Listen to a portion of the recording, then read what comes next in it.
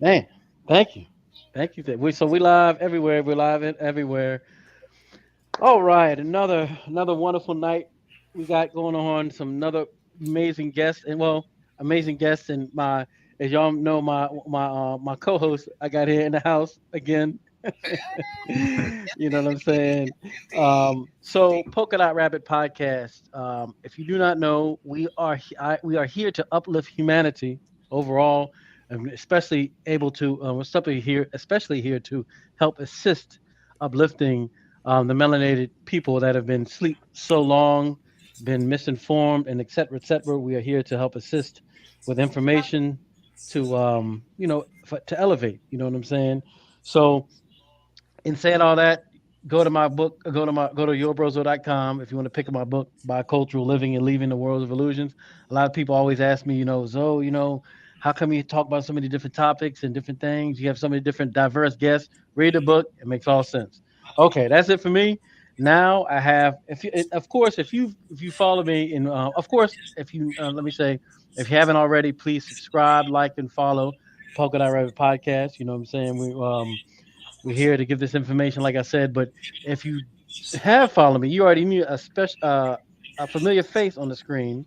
Um, Miss Melissa Lewis. I You know think what I'm saying? I We've lost done us on Instagram. I think I lost me. You may have to add me again on Instagram. okay. We will, if need Yeah. be, we will. No worries. Okay. So I yes, think we're like, yeah. You just look like you froze a little bit, but so if you stop back up, let me. Do you need me to? Yeah, I resend think you again. got to add her again. 'Cause on mine, it's just me and you on my screen. Yeah. Okay, yeah, she's frozen on mine. Let me see. Uh, let's see. Look, there we go. Let me know if you. And let's All see, right. Melissa, if you can turn your volume down on your phone. I Up, did now. you back? Yeah. Uh huh. Yeah. It's down. Okay, there we go. I'm Now back. we're back in the house. I'm back in the house. I'm But like back. I was saying, if you might have seen a familiar face, Miss Melissa here. We've done some of the health and wealth expos and other things going on, and she's been on the podcast as well. So she's actually the catalyst of why we have this great young brother here today. He spoke at the last health and wealth expo, and he was dropping some jewels, man. So Melissa, go ahead and explain real quick who you are, and then we'll get to the brother Marquis. All right. Well, I'm Melissa Lewis with Reiki Services. It's an integrative wellness center, definitely focusing on the health and wealth. Of course, we added more of the wealth, but the health and wellness portion for the mind, body, and spirit. And we're located in the wonderful city of Stonecrest, Georgia, although we do virtual as well as in person. And I'm a therapist, as you can see. So I ended up, can I just introduce him just a little bit? Go ahead. Hey, So as you we the got, host. no, I'm not totally the host, but anyway, as we put the the Health and Wealth Expo, if you did miss it, it was December the 2nd. And I definitely want you guys to try to push and honor a lot with this brother here, Zoe. Zoe is a catalyst of putting a lot of people in touch with information. I don't know if obviously you follow him, but when you're talking about putting people in front of people through education, inspiration, and knowledge on everything, I'm telling you, he brings melanated people the information and desire to be able to learn more. So when I talk about this health and wealth, it was not for him. He brought in Dr. Nuwani. He brought in a number of people. But as I was talking, trying to find people, this young man that was brought in from a good friend of mine, Mr. Timothy Gibson, he said, "Hey, I have this brother who is like a powerful, inspirational speaker for youth. He would do very well at your event to just vend. He has a book." So I said, "Well, let me give him a call because I'm one of those people that I have to feel your spirit and I have to understand who am I dealing with." So we talked on the phone, and within, was it 10 minutes, this dude had me crying. It's hard to sort of make me cry, but his story inspired me so much that I told him, hey, you have to speak. He was like, wait, I was only going to vend the book. And I was like, no, bro, you got to speak. You have to speak because what you're saying to the youth, and not just only the youth, just for people, everybody in all ages, to really inspire people to be the best that they can and follow your dreams. When I talk about goals and what he did, everything that he said he was going to do, he did and is still doing.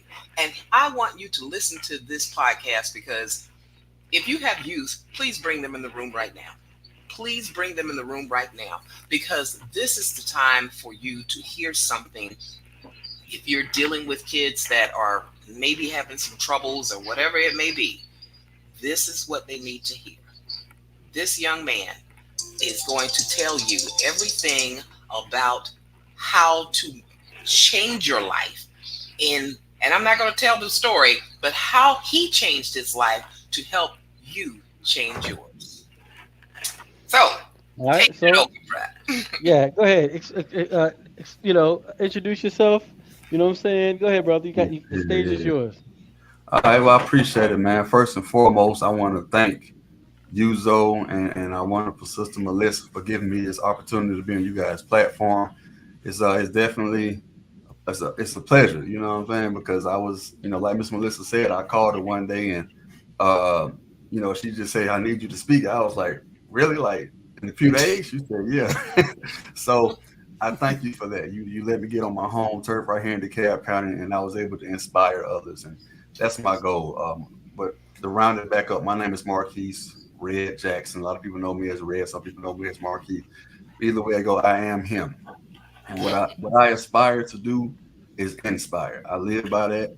I stand on it. It's a hashtag, but it's more than a hashtag for me. It's a way of life. So my goal is to inspire people by means of poetry. I'm a poet, and now I'm also an author.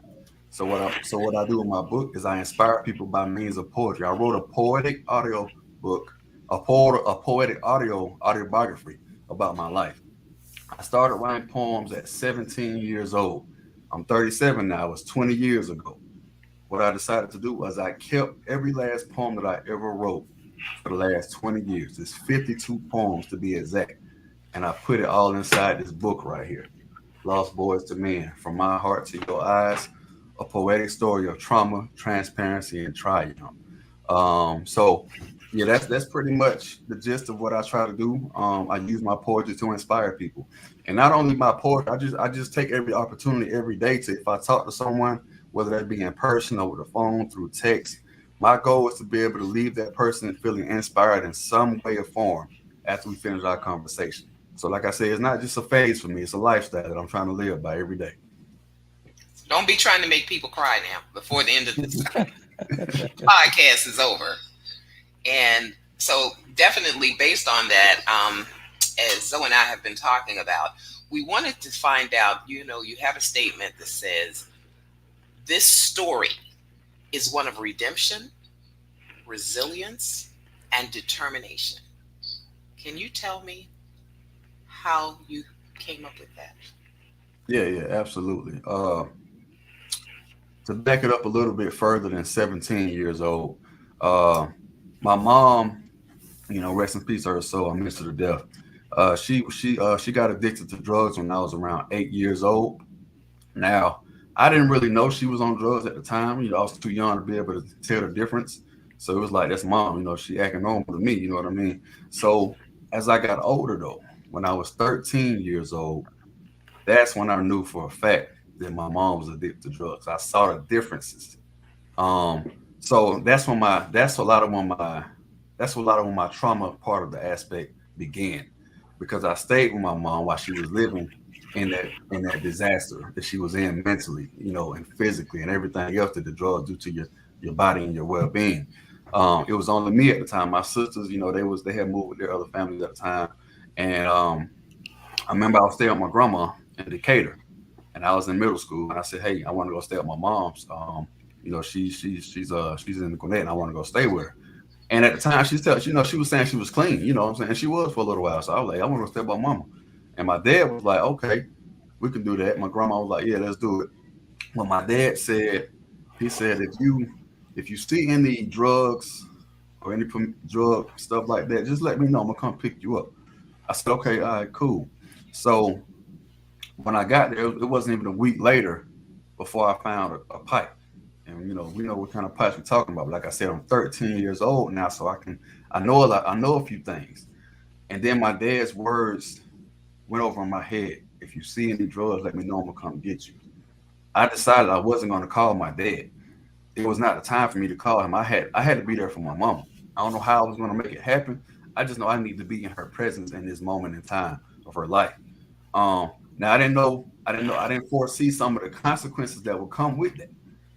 So what I mean by that, I didn't foresee the fact that okay, my mom was on drugs. Some of the consequences behind being on drugs is you may not go to work.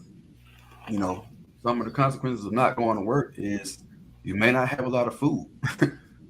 Some of the consequences of not going to work is you may not be able to pay your bills. So stuff might get cut off. When I say stuff, I mean lights, heat, gas and all that good stuff. It might get cut off. I didn't foresee none of that. But as I chose to move with her, all of that stuff gradually happened. You see what I'm saying? So I went through that. I went through the storm with her, and I was trying my best to kind of maintain my innocence as a child because none of my friends, none of them, to the time I came out with this book this year, none of them knew to the extent of what I went through behind those closed doors when I got home every day. They was all surprised because I had to put on the face like I was okay. I didn't want nobody in my business. You see what I'm saying? And at the time, as a young man, I wasn't mature enough to say, "Hey, lean on your friends, talk to them, help them, let them help." I didn't see that at the time. I didn't feel like saying, "Hey, my mom's on drugs. Can you help me out with something? Can you give me a good, kind word?" No, I didn't see that, so I just kept it all in. I bottled everything up, and I began to do a lot of destructive things, outside of the house. I don't, just because I couldn't really process all the stuff I was going through. You follow me? So you were So how old? You were 13 now. I was You were still 13. I 13. was 13 then. Yep. Okay. So yeah, I mean that's where the redemption part came because I had to pretty much learn how to navigate a whole new world then. I wasn't used to that world. When I was staying with my mom, when I was staying with my grandma, it was good. Like Grandma Deuce took care of me real good. I mean, food every night, the best of the best. When I was staying with my dad and my other grandma, the best of the best. So when I moved with my mom, it was a whole new world. It was a culture shock. And Wow. it took some getting used to, and it came with a lot of bruises and bumps. So that's where the redemption part came in my life around that time period. Can I ask you this? So when Yes. you figured out that your mother was back on drugs and you heard your father say those words, "Let me know, I'll come pick you up." Why did you not call him? I didn't call them because, uh, like I said, my sisters, I got one older, one younger, and a baby sister by my father, but all of them was gone. It was just my mama. And I just said, I'm not going to leave my mama here by herself to go through this alone. If I got to go through the storm with you, I'm going through the storm with you. Because after I saw it from my own eyes, how the drugs was breaking her down, I was like, nah, if I leave her, she gonna mess around and die in here. Mm, I can't let it happen on my conscience, not on my thought. I gotta yeah. stay there. So I never told Pops. I never told him. Okay. That's interesting. Okay. So as we keep going past the redemption area, how did you come? And I know some of this is resilience. And I do want to talk a little bit about when you talk about food. How did you get the food? You told me a story. You told me the story. You also told the story to the end of the event, people inside of the audience for the event, that Hmm. you used to not like Fridays Oh and wow. only love Mondays. Hmm. Why is that? And what happened in your food situation? How were you able to eat? Yeah. Yeah. Great question. So as I was saying, with mom not working no more, we had food initially, but we wasn't getting food replaced. So eventually the food just kind of went away. It was getting ate up. You see what I'm saying? And it got to the point where, like I said, I hated Fridays. Like Mm, most kids love Fridays. Most adults love Fridays. We can relax for the weekend. yeah. Most kids hate going to school on Mondays. Most adults hate going to work on Mondays. It's just how it is. I was the exact opposite at the time. I hated Fridays because I know on Friday that may be the last meal I get when I'm at school. That breakfast and that lunch and that little snack. I may not eat again the weekend until my favorite day of the week, which was Monday, when I can go eat me a hot breakfast in the morning at school and get a hot lunch and a snack, and I can do that Monday through Friday. That's how that started right there for me. So it's weird to say, you hate Fridays and love Mondays, but mine was a different situation, and I really Yeah, I appreciate see it because usually I'm like, I love Fridays. it. Yeah. What do you have to Mhm. add Yeah, to that, Joe? people don't even like. I mean, but some people can't even fathom that. You know what I'm saying? Like, have never been in a situation when they couldn't have nothing to eat. You know what I'm saying? No heat. I mean, whatever the case may be. Some people can't fathom, but us, we've seen this around. If it's family members, you know what I'm saying, been through it yourself, whatever the case may be. That's Mhm. so. My question is, so you saw all this going on. How did it affect you and your the way you acted out, as a what, a teenager at the time? How did it Yeah, affect your emotion? You know what I'm saying? How did it help you there? I mean, how did it affect you? Yeah, at the time, you know, school kind of the priority went to the back on school. I wrote that in one of my poems. They said I won't make it in my book, and I said school went to the priorities of school went to the back of my list, so to speak. I went to Hmm. school, but you know why I went to school? Like I said, to eat. Eat. I wasn't really studying no school books because like I'm wow, too much of wow. chaos at home for me to be trying to focus on getting A's and B's. And I was an A B student. Like going through elementary and middle school, I was an A B student. I didn't start getting dropped grades until high school, but that's because Yeah, of the situation. So that was Hmm. one way of me acting out, so to speak, not really caring about the school aspect of it. You Mm. follow me? yeah. Um, Go ahead. I'm sorry, Miss Melissa. No, I was just agreeing. Go ahead. Okay, yeah. So that, and then just doing little knucklehead stuff, in the neighborhood, you know, robbing people for bikes, little stupid stuff, you know what I'm saying? And, smoking weed and, uh, stealing stuff. Um, now when I was stealing, I did find a way to monetize and make money that way because me and my buddy used to go to a store up the street and just steal a whole bunch of stuff, putting in our starter jacket. I know y'all probably remember the starter jacket with the big old pouch in the front. Yeah. Just stuff it full, and then we'd go to school and sell all the candy all week, and we just split the money. That'd be a little money for me to Right. bring home for me and mama can eat. You know what I'm saying? But it's just like I did regular teenage knucklehead stuff, and but I didn't have enough conscience in my head to really care, just because I had Hmm. so much chaotic stuff going on within me as far as emotionally. You know what I mean? So, So, um, so what? There was obviously a transition. You know what I'm saying? There was obviously a transition from all this stuff happening. Yeah, can you kind of, yeah, just walk us through the story? You know what I'm saying? Walk us through the mhm, story, because mhm. right now we at the point where you find out what's going on with your mom Dukes. You know what I'm Yep. saying? You trying to deal with that. You being a knucklehead, like Knucklehead the stuff, brother doing the said. knucklehead stuff. Yeah. Mhm. So what's the next step? Yeah, did you Yeah. get caught with the knucklehead stuff so the youth can understand just doing knucklehead stuff has consequences? Yeah, yeah, Yeah, yeah, yeah, yeah. yeah, yeah, yeah. It definitely got consequences. I didn't ever get caught from the store aspect of it, it's taken from the store. Um, but I will say this: everything has a consequence, good and bad. Whether it caught me then or not, it didn't. I'm not gonna lie, I didn't get caught doing none of that knucklehead stuff at the time. But I had the mindset of doing knucklehead stuff even after I Yeah. left my mom went back home. Right. So I kind of got in more trouble after that. We'll get to that later on. But pretty much, it went from me eating at schools and being that's it to the point I realized, um, like my mama got to eat too. You know what I mean? My mama got to eat too. And at one point, I would have to go to my neighbor's house. I didn't have to, but I just chose to.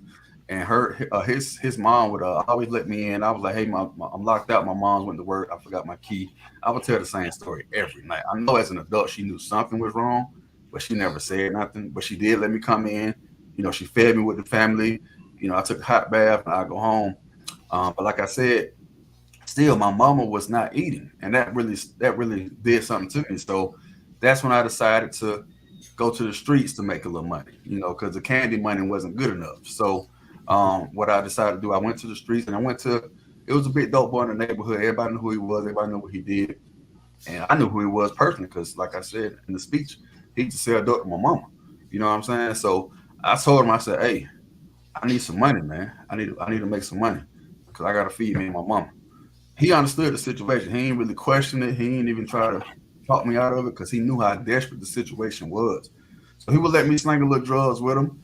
And every day after we finished, every night, so to speak, I would come back and I'd be like, "Hey, let me get my money. If you could take me to some fast food spot up the street, whatever that is, Wendy's, Burger King, whatever's going on, like, I want to get some food for me and my mom." He'd take me out there every night. And I'd come back home and I'd be like, "Hey, mom, I got some food." You know what I'm saying? And sometimes she'll take it, sometimes she won't, but I will always be that room if she got hungry later on. So that process happened over and over again. Um, and then the turning point was this. I remember one night I came home after I was doing my shift, so to speak. And I came home and my mom was crying in the living room. Like she was crying hysterically. And I'm like, "What's going on? What's the problem? What's wrong?" And she said, "I need to get help. I want to get help so I can be there for you and your sisters." I was like, "Okay." So I called my grandma. And her and my auntie, shout out to my auntie and my grandma, they flew right over there ASAP from Decatur. And all I know is my mom was about to go to rehab. I was happy. I was very happy because I know my mama needed to get clean. I want her to get clean. But as I spoke in my first poem, Lost Boys, I was happy, but I also felt abandoned again because now you leaving me. Like I was here with you, and now you leaving me. I'm like, I didn't know how to process that at 14 years old. You know what I mean? And so I moved back home with my grandma, and like I said, I had to still my mindset was all kind of twisted at this point. So I'm still on that bull crap as far as knucklehead stuff, right? I'm moving back home with grandma. I never brought no dirt back to her house out of respect. I did all my dirt in the streets. I kept it away from the household. And but so that just led for me just, linking up with my partners I grew up with, man. We did all kind of crazy stuff, fought people, robbed people, sold drugs again. Just did all kind of stuff that kind of eventually caught up with me to the point to where I dropped out of school. I moved back home. My dad on the west side. I'm on Bankhead now. And I started back selling drugs again. Now to answer your question, Miss Melissa, how did that for the youth? How did the consequences come in? Well, I didn't get in no trouble with nothing until I turned 17 years old. Right, my mom was clean by this at this point. I was 17. Anybody know? Bad timing. State of Georgia, if you get in trouble with the law, you get charged as an adult. Right. Yes, So indeed. it caught up with me and very fast. It happened just that fast. And the stuff I got charged with wasn't even the stuff I did, but that don't even matter because the evidence proves the other way. So I didn't even try to fight that. So I got a felony record, and that kind of held me back. So the consequence of that is it can stick with you for a long time, and it's sticking with me for a long time. It's 20 years later, and I'm still dealing with it. You know what I'm saying? Wow, yeah. Well, that is some things that people can now do, go to the courts so that they can be able to do those resolutions with the courts. Depends on the county that you work in, where the incident happened. Sometimes I know Fulton County has it. I think DeKalb County has it, but definitely Fulton County really has those expungement sessions and workshops, and you can go anytime to the courts to be able to get that taken care of. So just in case, that's for anybody else who's out there who may want to have any situation like that, then it keeps going. So after the consequences that happened, tell us where you were in your life now. Where are you in your life now? How did you make this change? How did you determine, like, when, before we know this gentleman, of course, is an author, but how did you make this change to, and also tell us about your mother and the forgiveness process that you had to go through. But first, let's go through your change and then the forgiveness process. Yeah, for sure. Good question. So when I got in trouble at 17, I also had a son at 17. I had my first child, my son. And I knew then, I was like, you know what? I can't just live for me no more. I can't just be out here doing stupid stuff and not thinking about consequences. I got a rap sheet now by being thoughtless. So now I got to be thoughtful and be there for Yeah. my son. So I made that change right then and there. I was like, nah, I'm out the streets. I can't do none of this stuff no Mhm. more. I got a kid. So Mm-hmm. that was a pivotal point in my life. My son saved my life at Oh. 17 years old. He saved me because if I would never had him, I probably would have went on and do what a lot of other people do and just keep doing stupid stuff.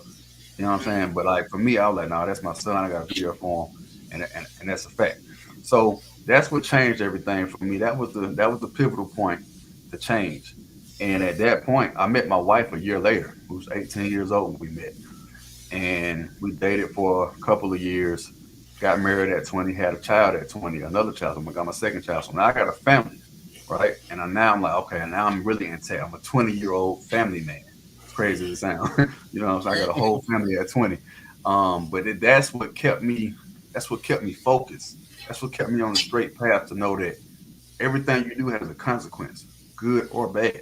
The problem Yeah. is sometimes the bad consequences tend to last a lot longer, right? Mhm. I knew that for a fact at that point. I'm glad I learned that lesson because now I'm reaping the benefits of good consequences. Like me and my wife now have been married for 17 years. You know, we've been Oh, together. We've been together congratulations. Mhm. Yes, indeed. yeah, you And know, I so know we she got. had a lot. Go Oh ahead. yeah. She played a big role, and she Big played a role. huge role. Yes. She Yes. played a huge role, and that's leading to my next point of the forgiveness part.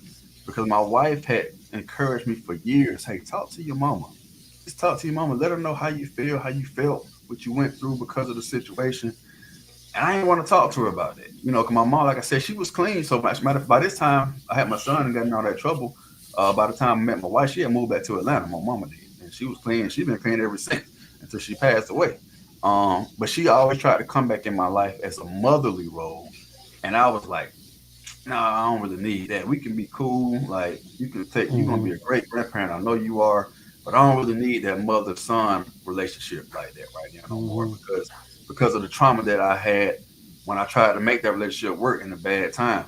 And it's not my Mhm. mom's fault. That was just me thinking Yeah, immaturely at yeah, the yeah, moment. You know what I mean? yeah, yeah. But my wife, she said, just talk to your mama. And the reason why she was saying that because she noticed the childhood traumas that I had was unresolved.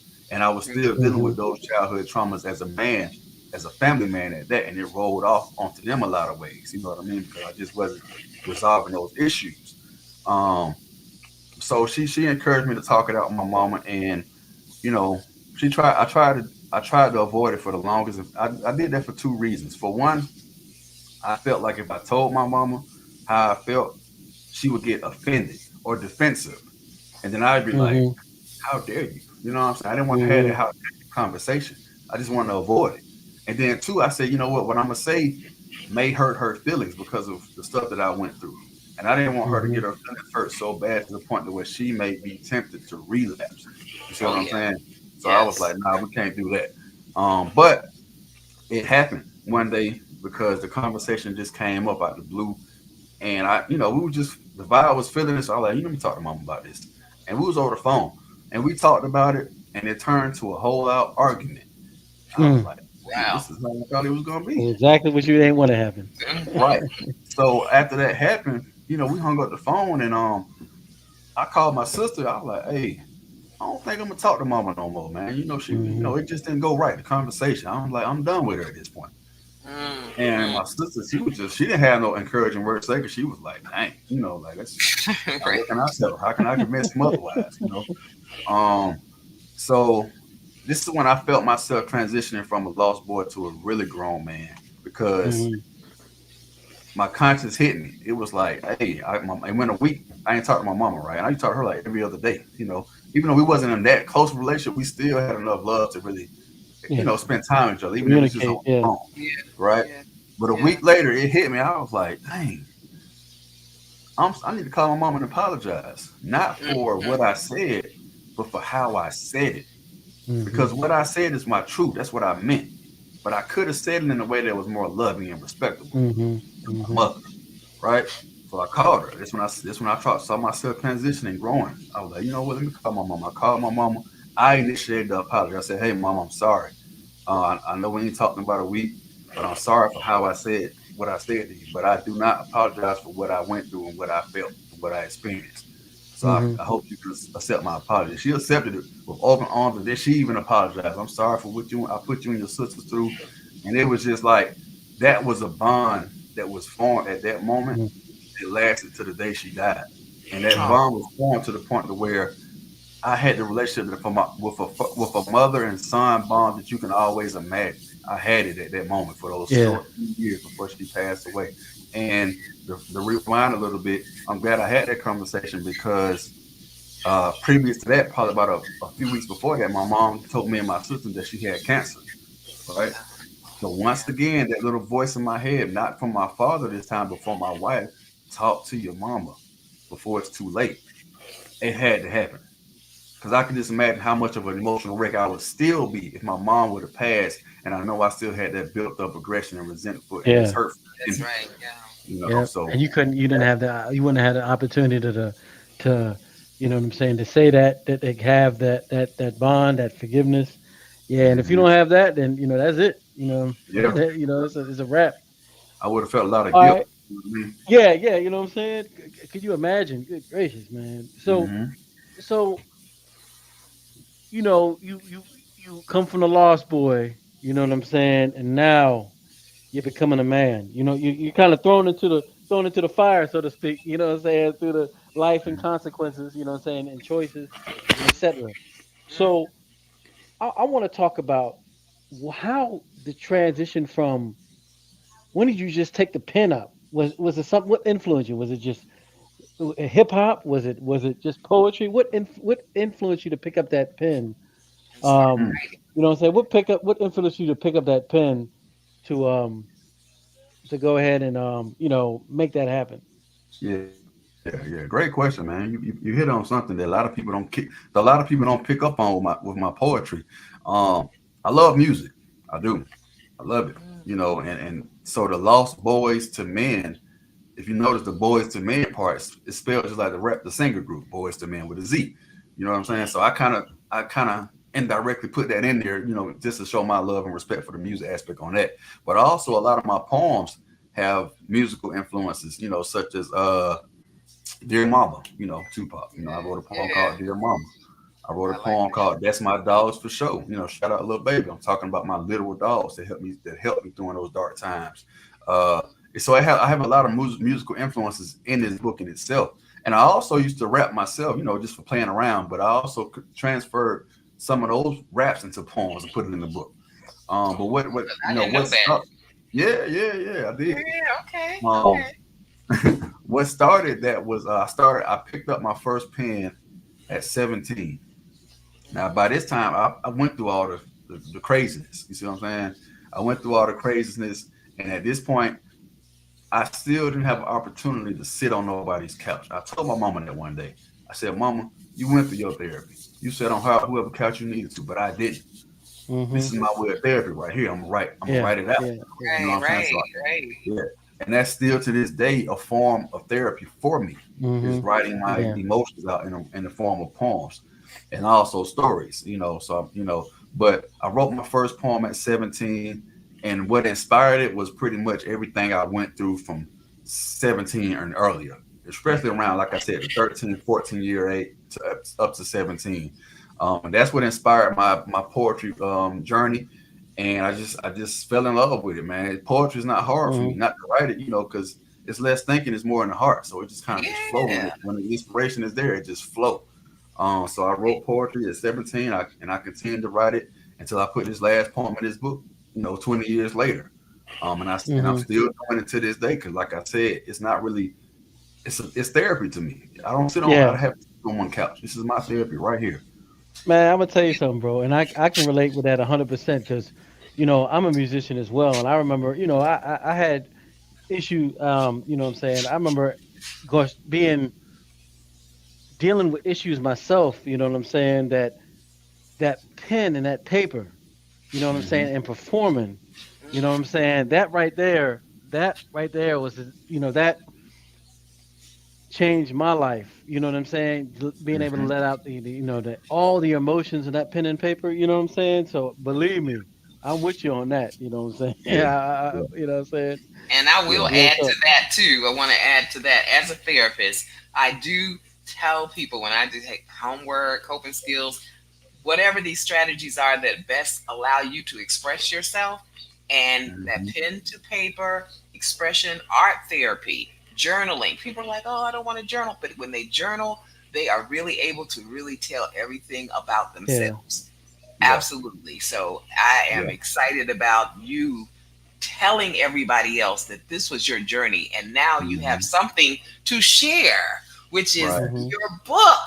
That all Absolutely. these journal articles and all of these poems that you've done Yeah. expressing yourself are able to help other people. Because I tell you, I'm Yes. getting ready to put him in one of those workshops for youth that I want Yeah. you to have those books out there as well as talking to the youth. But talk Yes, about ma'am. how that transition happened. Talking to the youth. Oh, that was a good transition. That kind of happened. Uh,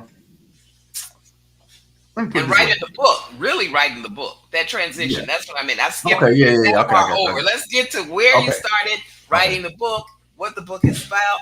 We know it's your Yeah. poems, but tell us a little bit about that. Got you. Got you. So initially, I wanted to write a book about my story, just like a regular book. I started this thought frame when I first got married at 20, but I was like, I ain't really lived long enough to write a autobiography. Let me get a little more experience in life.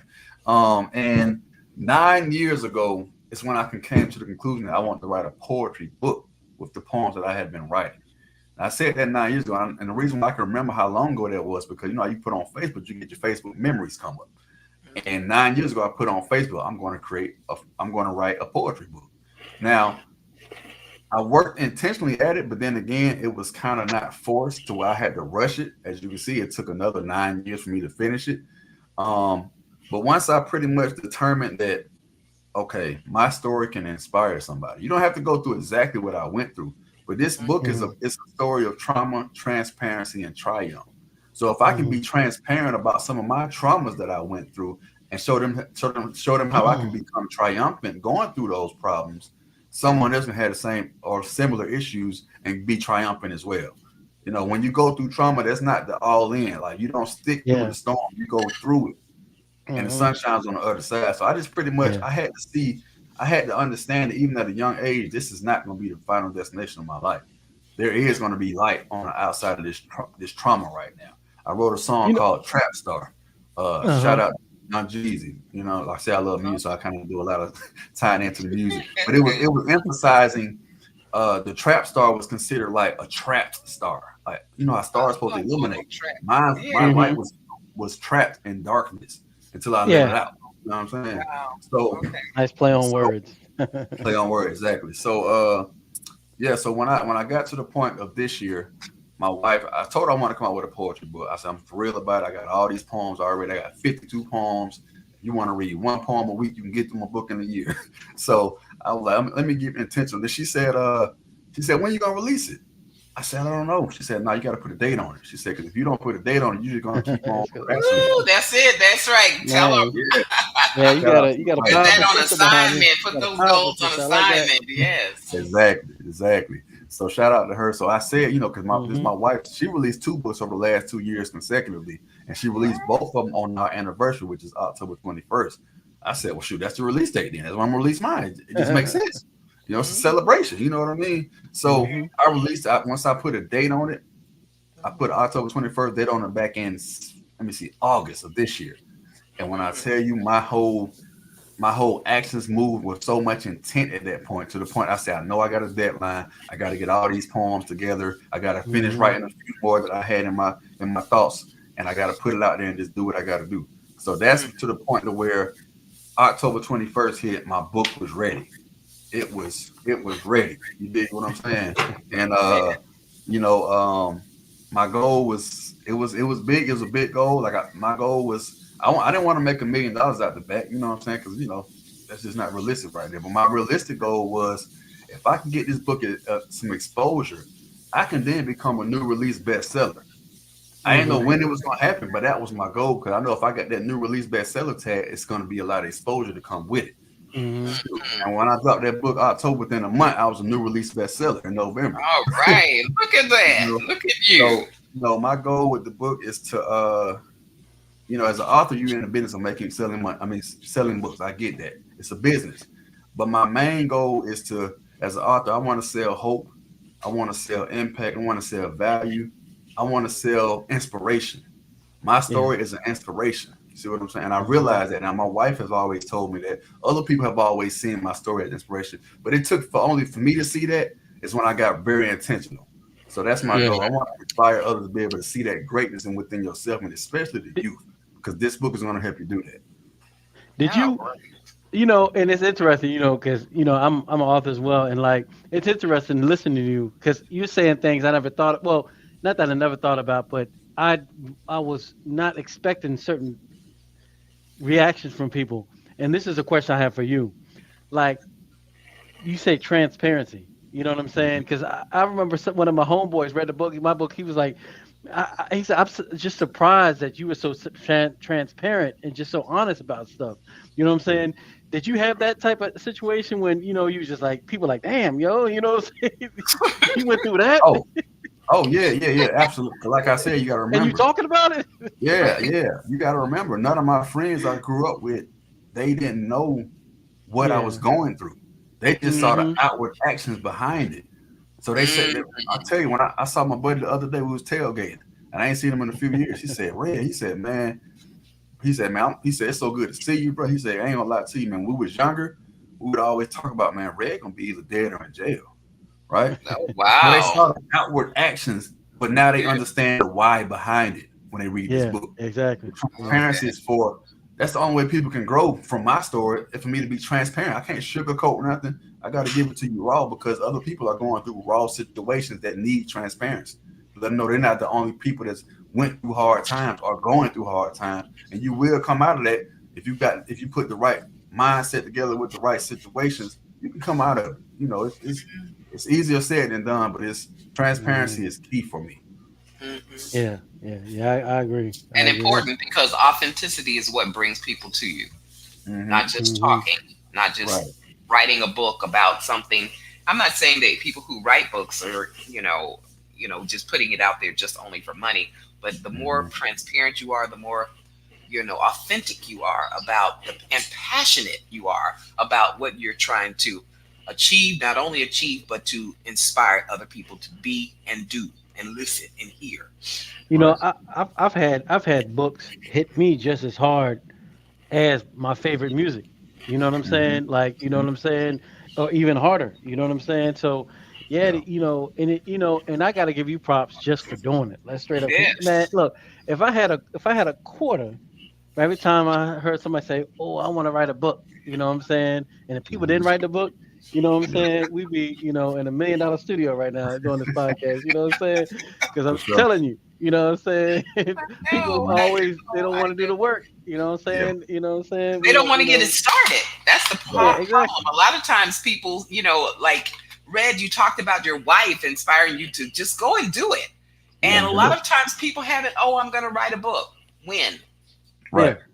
Right. Get What's one the from a release person. date? Yes, right. Get somebody Hmm. who has that. Okay, I'm your accountability person to be able to do that. Uh-huh. Write it. Yep. Do Hmm. it on this date. And now what? Yep. Because Yep. now it's on you. My wife has always been my biggest cheerleader and Mm, Hmm. also my biggest accountability partner. Like if There she you she gonna go. cheer for me, but she gonna also hold me to it. She like, Uh-huh. hey, now Yeah. you gonna do this, that, and the third for the day. I saw Hmm. your goals for the day. Have you done this? And right, right. sometimes I get a high five because I did it. Sometimes I Mm, try my best and then get it done. She give me a pat on the back. Sometimes I just play it around and do nothing. She give me a kick in the butt. But that's what you do as oh, accountability partners. You need that's three kind. good. That's good. That's You good. need that. That's My wife, man, shout out Oh to her, yeah. man. Yeah. She's definitely, one of the good. main reasons why I have Behind it. every good man, there's a Is good a good sister, woman. man. So yeah. Amen. Amen. Yep. That's the truth, man. That's Well, the Hmm. I want truth. to move forward to just talk a little bit about what do you do? Can you tell us what you're open to? And I know that you are open to doing an audio book. Talk a Yep. little bit about that journey and what do you need? Because this is a platform. So what do you Hmm. need? Because I know I'm going to put you out there for workshops and everything like that. Now, what do you need to get this audio book going? All right. So the Pardon, audio book my eyes is are just running. I'm sorry. it's all good. The audio book is dope. That's actually what I initially wanted to come out with was the audio book. But I kept on getting feedback from a lot of different people saying, "Hey, man, people still like to read books too, like hard copy books." So I was like, "Okay, let me tailor to both audience, but let me just let me get a physical copy first and work on the audiobook next." So the audiobook Mhm. is about 1/3% done. Yeah, about 1/3% done of the whole book, and I got a great audiobook actor, voiceover actor, so to speak. Mhm. I'm not that good at like reading my poems, like in the spoken word type vibe. 'Cause, it's two different things. You got poets and you got like spoken word poets. I'm not a spoken word poet, but the guy who I Mhm. hired is, and he Okay. read my poem with so much emphasis. He just brought it on to Yeah. life. So much. I think I let Miss Melissa hear it, and I was like, yeah, Yes. this guy is the one. I need you to do this whole book. You know what I mean? So my goal is to pretty much have that audio version. uh I'm going to release it in sections, because if you notice my book, it kind of tells a story in three sections. The first third of the book talks about my childhood traumas and whatnot. Around the second third of the book, it gets into my family life, and the third portion of the book gets into the lessons that I learned growing up from the situations to where I am now. So I'm gonna release the audio book in three parts. It's gonna be that way as well. So he's gonna have the audio of the trauma part, audio of the family life part, and the audio of the lesson part. So I want to have that release by, like I said, July of next year. So that's my goal with that. I'm trying to do what I can do on my end for the finances, because I have to pay him for it, of course. I'm gonna still work on that myself. But if anybody want to, volunteer, what I'm saying, it's all Yeah, good to not me. just volunteer. You ask them to, hey, Yeah, I'm what are trying you to raise talking some money about? for my Raise book, some so I can money. continue There to. you I'm go. trying to raise That's money what for you my book, say. so I can continue to inspire others and make a difference in Hey people's man, shoot, lives. that'll put them on the platform too. That'll give them some, they get the credit. So you know what I'm Right, saying. That's exactly, it. That exactly, that's a good exactly. bartering. You know what I'm saying. Yeah. So now what's cool about my book is I've already finished writing my second book. Now this second book is, you think the first book is dope? Second book will blow your mind, because what I did was I brought each poem to life with a short story. So my second book is a book of short stories based off of the poems in the first book. So if I got 52 poems in my first book right here, I'm going to have 52 short stories in the second book that ties hand in hand with each poem. Now it's going to be short stories, so it's not going to be one character going through the whole book. Every story has its own characters, has its own settings, has its own background, but it's going to be inspired by the book, the first book. You see what I'm saying? So that's Yeah. what I want to be able to do. And I want to be able to get an audio version of that one as well, because it's going to be Mhm. dope on that. But I already got an audio guy for it. So yeah, so that's the goal, people. I want to be able to raise this capital to get both of these books out 100% audio versions, hard copies, and just push it out to the masses. I just need to push it to the masses, because I know it's not only people in Atlanta, Georgia that can benefit from this. I know I can Oh touch yeah. somebody in Japan Man, that can yeah, benefit from you this you with the you right you and I exposure. have to talk, man. You and I have to talk because I'm gonna tell you something, man. People like the Southern draw, and you got Hmm. it. You got it as authentic as it can be. You know what I'm Yes, saying? yes, People yes. like that draw, and even though you might not think that your voice might be good, because I did an audio book too, and it's just me Mm. sitting there reading the book. You know what I'm saying? So Right. we're gonna talk because you know you got more than you think you got just naturally. You know what I'm saying? Okay. Like Yeah. real talk. You know what I'm saying? Okay. You know what I'm saying? So Well, yeah, I might need to we record gonna my own talk. audio book, man. Record Huh? it, but you know what? I'd also make sure people follow you. Yeah, Okay, yeah, Yeah. follow yeah. this For sure. brother. Give him your Instagram, all your social media, and we're gonna Hmm. put it up after this as well. Yeah, But it's in Yep. the description. he is absolutely open to workshops. I know a lot of people may be on here who have youth workshops and even as adults. Like he came and spoke at this health and wealth because it's Yeah, all about this. that was man. So Yeah, everybody let loved it too. It was nice. right, everybody loved it. And show us the cover before you give us the information. Please put your book up and show us how you came up with that cover and All why right. did you decide for that cover. Tell us that Yeah. story. I love So that. here's the And I cover know we're right going to here. wrap up pretty soon, but I just This want is the them to cover. And what inspired this cover was, as you can put it see a a little guy. bit over for Oh, Instagram. I Instagram got because Instagram. yeah, there we go. Okay. So you can see the guy right here that's going through the storm, so to speak. And if you notice, the name of it, Lost Boys to Men. That's him. That's the lost boy trying to transition to the man. And the from my heart to your eyes, it's an eye in the background with a fire heart in the pupil. So that's pretty much the telling of the story. When I wrote my poems, I wanted to make it to where, like, I don't have really like deep metaphorical poems. Mine is I like to paint visuals. I like to paint a story. I like you to read my poem like you're watching like a Netflix series or something. I want to be able to visualize it when you read it. So when he went through this storm, when that guy was going through this storm right here, he stood up in it, face forward. He didn't run away. I got to get to the other side. And I wanted this book to be poetic in itself, the book cover. I wanted the book cover to be a piece of art because this is just not my story. This is many people's story. Everyone has a story. Everyone go through trials and traumas, but you can come out triumphant. I guarantee it. I'm a living testament to it. So that's why it says resilience and determination. That's what I wanted you to say. That's it. That's right. So now you like, and I really, I'm not crying right now, but I was crying, but my eyes are just watering. But anyway, but it is very touching, and you must read the book. And if you can go through, I guess, Instagram social, go through your socials and tell us a little bit about that. Okay. Yep. You can find me on Instagram and TikTok at Red Inspires. REDINSPIRES. It's very simple. Red Inspires for both social media handles. On those pages, you're gonna get nothing but inspiration. I'm not on there playing around, joking around. No, I'm very intentional with those pages. I want to inspire people. I aspire to inspire. That's the goal. So you can find me on there every day. My website is right there. I am redinspires.com. If you're looking to book me for workshops or speaking engagement, book signings or whatnot, you can reach out to me straight through the website, and we'll be able to get some things in order for you guys. Say the website one more time. Yeah, give me a website. Give us the website. Yep. I am redinspires.com. Like I'm redinspires with an S at the end.com. I guess I could put it in the chat on put it on the chat. Yeah, I think I might be able to put that in chat because I know we can see it on the yard stream and YouTube, but for Instagram, I said we haven't had it up, so I want to see it. There we go. Awesome. You can follow me, and if you get a chance, man, if the book cover doesn't catch your attention from just going through this Amazon, just read some of those reviews. The reviews will sell the story for you. It's a great book, and I hope anybody can read it because it's going to definitely leave you inspired. If it's not going to leave you inspired, it might leave your nephew inspired, your son, your grandson, your husband. I bought it for somebody. I bought it. Remember, I told you I had a client that was like 20 years old, struggling through some of the same things that you have gone through. And I tell you, he is loving it. He is loving the book. So I bought it just for him. Yeah, we appreciate that. Most definitely. Yeah, so definitely support this brother. Red Inspires. You can find him on Instagram. Please follow him.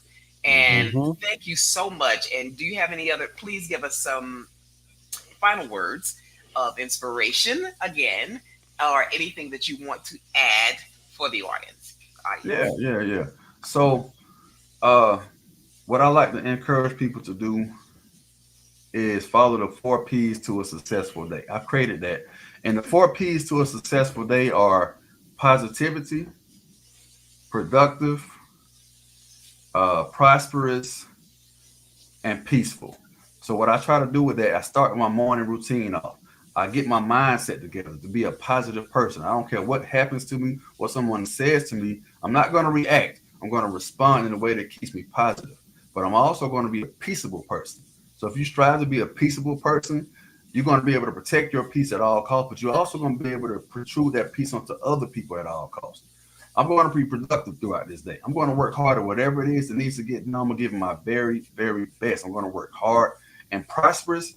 That doesn't come from me. That comes from the God above. He's going to bless me with a prosperous mindset, a prosperous heart, a prosperous life, a prosperous financial. Everything that's him right there. But if I put forth the effort to handle those first 3 P's, I know he's going to do the rest. So that's 4 P's to my successful day. And I encourage anybody else to get a morning routine because that's where it starts, in the morning.